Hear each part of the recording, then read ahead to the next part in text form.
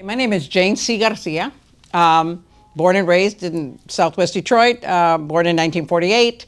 My parents came from Texas. Like a lot of people that came in those years, they came right after the war, looking for jobs. At that time, there was still Packer, and there was, Chrysler, Ford, and General Motors. So a lot of the people that came from Texas actually came and settled in the Corptown area and up to Redeemer. Those are the people that came, Dragoon, things like that. So my people came from Waco and Austin, so they came, and my father worked for Chrysler.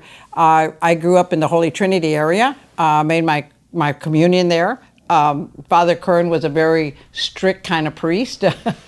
He made sure that we all had to go to church on Sunday. I was very fortunate to have a lot of people that I grew up with. My parents got a divorce when I was young, so I went into foster care. And so I had the experience of foster care. Did not have a problem with foster care. A lot of people have a lot of problems. I was very fortunate. I had the best social worker in the world who looked after me. My brother was returned, my brother and I, and it had a lot to do with my poor mother who didn't read or write, and I admired her a lot. She couldn't read and write. She got up at 4 o'clock in the morning to work at the Texas restaurant. She wrapped up the bar at 2 o'clock in the morning, But in those days, you couldn't leave children unattended. Well, you still can't, but in those days they were a little more stricter. So I went into foster care. We went to the Sarah Fisher home, and then from there foster care. And that was okay, because I could come home in the summertime and enjoy myself. And they did that until I was about 12 years old. I was very fortunate to have a lot of great education. I went to St. Joseph's Academy in Adrian, Michigan. And then I came back home. I was married at the age of 15.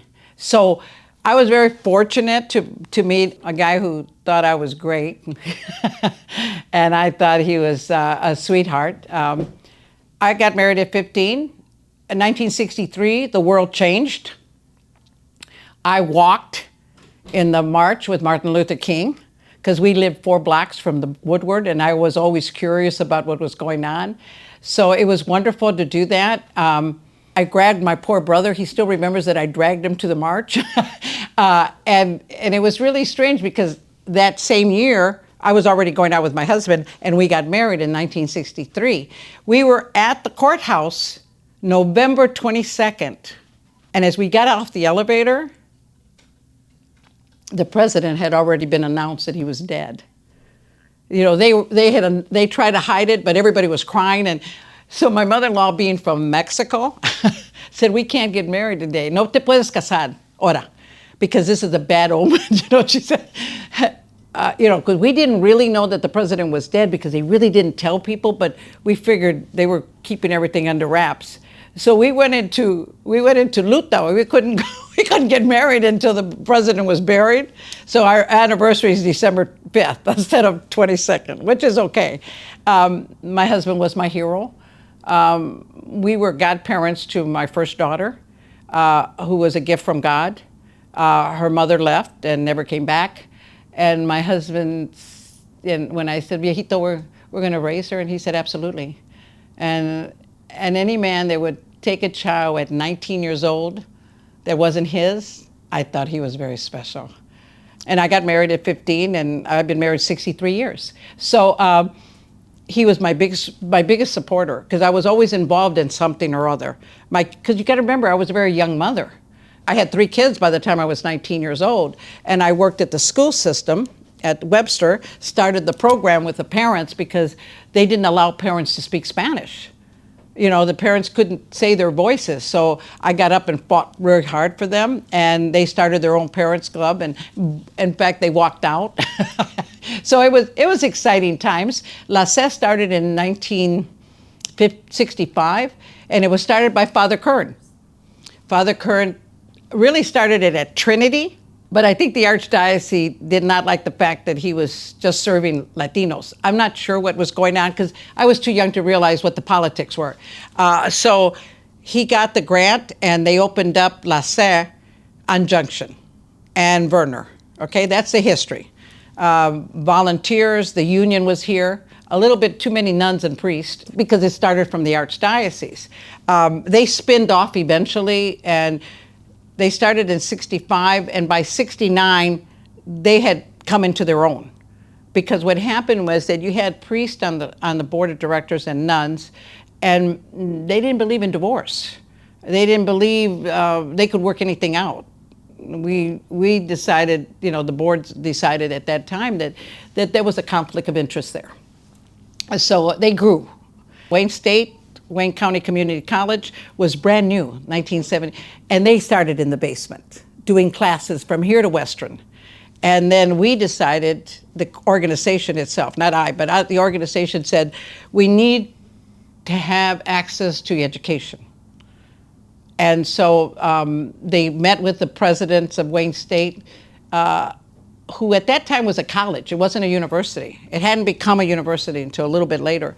And so they went along with it. They would be stationed here and open the process for students, which was great because, came out of here, a lot of the young leaders came, Belda was out of here, Belda Garcia, who became our first legislator elected. All of the programs that started, the program started here. Laura Reyes-Kopak came here, she's an attorney. They all went off their separate ways, took different routes, but the program gave them access to education. And that's what we wanted. We wanted to make sure that there was accessibility for education. Because you got to remember, we had a lawsuit against the state of Michigan in education because they did not want to hire bilingual people. Or they didn't want to hire Spanish. They didn't call it bilingual at that time. They called it Spanish speaking. I loved it. They changed through the years. So yeah, that was very important. So under LULAC was the national organization that came in and helped out, and MALDEF, and they filed a lawsuit. And we won. Bilingual education had to be an exception into the system. You're talking about the 60s. You're talking about right around the time the riots happened. Most of the people were leaving the city. Think about where we were. They were leaving the city. And in those years, police officers and firemen had to live in the city. Dennis Archer changed that. But they had to live where they worked, okay? And you had a lot of problems. The riots were always considered a race riot. We've seen it more as a economic situation because, it happened, people were breaking the law, but the force was more than they needed. So before you knew it, you had a riot. And we were right in the middle here at La Salle. Those are the things that change things. You have to change things. I went to work for the school system. I made sure that we hired other people. I gave them a hard time because I could. I was somebody that challenged them, and it was okay. I said, sir, right or wrong, I was always respectful. I never expected people to cause a riot for any reason or shape or form. But I always made sure that the points were made. All we wanted was equality, and equality was very important to us. I did a lot of first because I could. I had a great support system from home. I went to school, I had kids, I come home, I went to work, my husband was very patient during all of this time. He turned up with a lot of people at the house because a lot of people, didn't have places to go. Thank God we had a big house. My husband was very, very much involved with the Brown Berets and the movement. So in those years, a lot of times I did the cooking for a lot of the students that came. We had the greatest amount of students that came in 1968 from all over the country. And they went to U of M, and they became social workers. They became, doctors. Armando Rivas, Ignacio Salazar, these were great leaders that came out of U of M because people started asking, where is the people? And U of M, to their credit, decided to recruit, and they went to Texas to recruit. So you had a lot of people from Texas and California.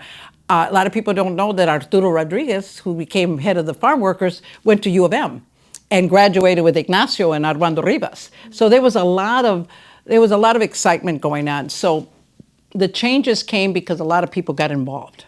I wanted a better life for my children. I didn't want them to struggle. I always thought I had it really made well because in spite of that, my mother lost custody. She always never got over that. I said, Mama, think about the fact that I learned a lot. I went to school with a lot of judíos. I learned that we had to save money. I tried to tell her that it was okay. I never got upset about it. I learned a lot. I went to school with a lot of rich people. And, St. Joseph's Academy was a very elite boarding school for all women. So all of that taught you, to get ready for life, I think. We also donated back to the community. I can remember coming here when I was a very young mother and making tacos to sell. That's how we raised money. We didn't think about lunches, and then hey, let's sell some tacos. I was the first in a lot of things. I was the first woman ever elected, not Hispanic woman, but the first woman ever elected to the United Way as a secretary of the United Way. In those years, the only ones that were secretary were executives. And I wasn't an executive. I was a social worker working for the government.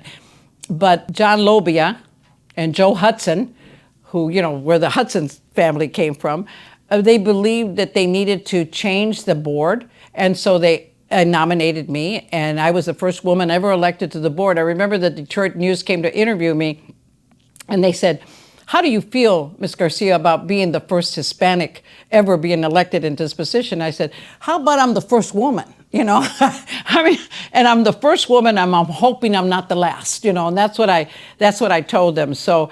And I was the first vice chair of the Republican Party ever elected in a state by all Republican men, mostly. My husband was very patient during that time because I got elected before during the 80s, and Lipton test was, do you believe in abortion? And I'm somebody that believes in choice, right? So my husband was a bartender, I'll never forget it, and you had these conservative white men at Grand Rapids. They kept wanting to ask my husband, because most of them were attorneys or judges. My husband was a truck driver. He said, "So what do you do?" He said, "I'm here to support my wife. What would you like to drink?" That was my husband. He didn't mess around. He was just, I said, "Viejo." He said, he didn't care. So then they said, "Well, Jane Garcia, how do you feel about abortion?" I said, "Well, I don't think you could ask a woman that has 5 children about abortion." And that was the end of the conversation. So I always had to think fast, especially when you were dealing with that kind of a crowd. I remember when we met Reagan, he was like, I remember he came up to me and we were in a small location, and he came up and he wanted my button. I had a Viva Reagan button. And he said, "I really like that button." I said, "You can't have it, Mr. President. You can get dozens of them. This is the only one I have." And they said, "Jane, you can't talk to the president." Why not? He was, he's just a human being like everybody else. So it was interesting. Like I said, I've had a very interesting, exciting life. Somebody would say, "Jane, has anyone really said no to you?" And I said, I don't really do well with no, but I do say, let me ask the question another way, So if they say no, I put it another way. And in the long run, we get what we need to get done. Even when people get upset, sometimes they say, "Jane, we don't want to do that." No problem. Come up with a better solution. Tell me what the better solution is. I don't let people, get into a lot of arguments. Hey, stop, next.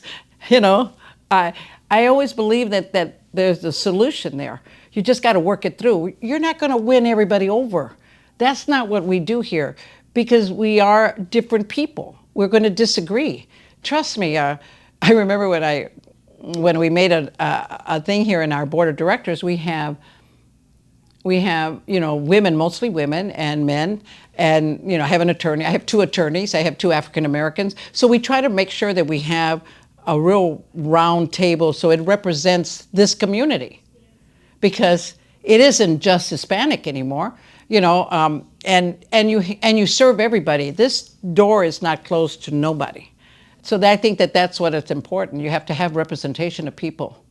I'm a big believer in the federal courts. I'm an extremely big believer in the federal courts. And I need to know that we need to have people there because they make the difference on our lives. So I fight for that real hard. Our first Hispanic judge and our last was named by Reagan. And I don't let the Democratic people forget that, because when he retired, they've never have selected another federal judge. Mm-hmm. And we fought very hard for Patricia Perez-Pasar, who sits on this board. She became the first Hispanic chief judge of Wayne County. Oh my God. That is so remarkable to me, okay? We nominated her, we supported her, the Hispanic Consortium, the Democratic Party. They sent everything to the federal judges so that they could be appointed, and she didn't make it. But they had chose another person who didn't have her experience. So I was not a happy camper. So the Senator Debbie Davinoff, I think, wanted me off the committee. I wanted the committee, it's a committee for judgeships, and we have it. These people participate. So it's okay. I told the committee chairs, all of them, all the organizations, I said, listen, take my name off. Because if we can get a judge, a federal judge, you don't need my name on. We've already done the fighting. Well, Debbie Stavinoff pointed out to the committee that did everybody know that I was a Republican? She wanted to make sure that the committee knew. And Eva said, what difference does that make? We're all here, fighting for the same issue. Oh, I didn't mean it that way. Sure she did. And so that's why I'm saying that's a real issue with me that we need to replace. It's been 35 years since we've had representation at the federal judgeship. Judgeships are very important to our lives, very important. Brown versus education came about because of judges. Everything that happened in California became because of judges. So that's why I fight real hard. I remember Jack Smith, who was the CEO of General Motors. I would always ask him and go to the board of directors and say that I knew that we had 35 million Hispanics. I knew he'd find me one qualified to sit on his board. And he said, "Tu say, Jane." And the year after that, he appointed Armando Cordina. And Armando Cordina was very supportive of us in this community because we fought so hard. It's been very hard dealing with this administration. The national organizations like National LULAC, they got a target on their back. They lost $3 million right off the top of this January. So I went on their board to help them out for a while. And I just stepped back because my husband got sick. I needed to pay attention to him. But I try to help them raise money because they had to go another route altogether. You have to find other organizations that are not tied in to getting federal monies. So it's a lot of work, but it can happen. Let me give you an example, and he's a wonderful dude.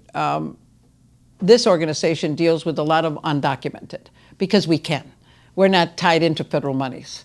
And it's been real rough because we had to get volunteers to deliver food because the people weren't coming to get the food and standing in line. It's a very difficult time for a lot of these families.